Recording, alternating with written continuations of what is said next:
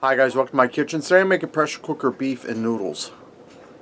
Alright guys, I'm starting out on my pressure cooker. I'm going to add in 2 cups of beef broth. And this is that better than boiling stuff, so I take a little bit out of the bottom. I'm also going to add in 1 10.5 ounce can of cream of celery soup. I'm going to add in 2 teaspoons of garlic. I'm using the already diced up stuff. Just use 2 cloves if you use fresh. And I'm going to add in a pack of onion soup mix. I'm going to give that a stir to get everything all nice and mixed together.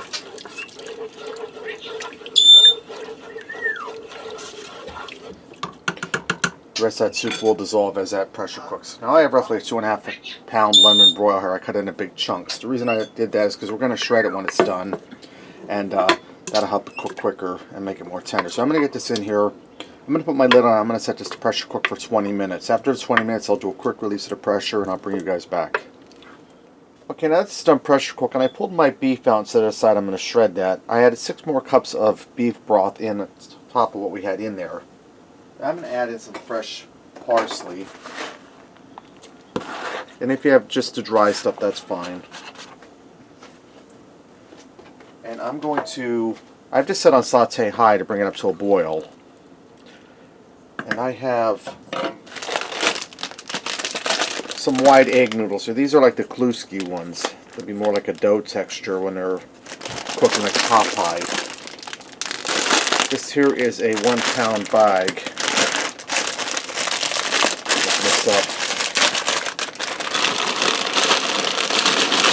I'm going to add in about half that and see how we look. I think I'm just going to go for the whole 1 pound. Now I'm going to bring this up to a boil, and I'm going to allow this to boil for about 12 minutes, as the directions say on the bag. And I might put my lid on here, but I'm going to set it to vent because I don't want it to pressure cook. It's just going to keep it at a nice boil. And I'll shred my beef up, and then I'll throw that back in when the noodles are done boiling. Alright guys, this is done. I left it go for 15 minutes. Let's go ahead and fix up a plate and see what we got. Alright guys, let me get in here and try this. I'll start a piece of that beef first. Nice and tender. Flavorful, good beef flavor. I'll get some of these noodles. And these are called Kluski noodles again. It's more like a pot pie noodle, but wide egg noodles will work fine.